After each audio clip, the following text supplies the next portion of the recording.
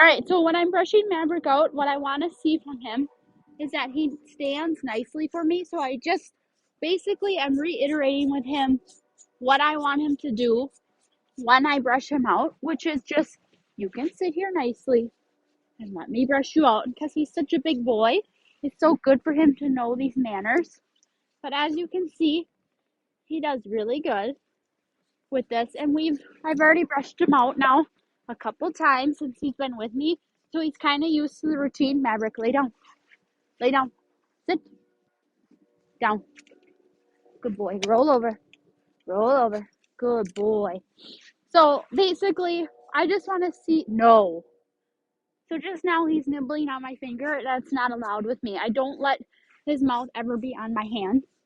But you can see how he's just a real submissive boy. But it's just good for them to feel this dominance from you and everybody in your family to work a little bit with him on some of these good manners. So notice how I can just kind of roll him over, brush him wherever. No. Lay down. No. Lay down. Good boy. So when he starts to wiggle around, I give him that firm no. And then I go back into that good boy, lay down voice so that he's understanding what I want from him. Good boy, Maverick. Okay, up. Sit. Not sit. Come here.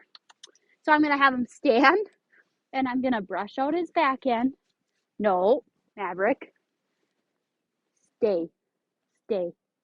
And this is just good for them to feel like I'm not letting him go anywhere. I'm not hanging on to him tightly.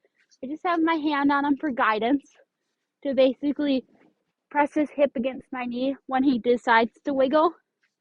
But it's, again, every aspect of training, it applies to everything that you do with your dog. So even when I'm brushing him, I'm working on training him a little bit by not letting him go all over the place. No, Maverick, sit.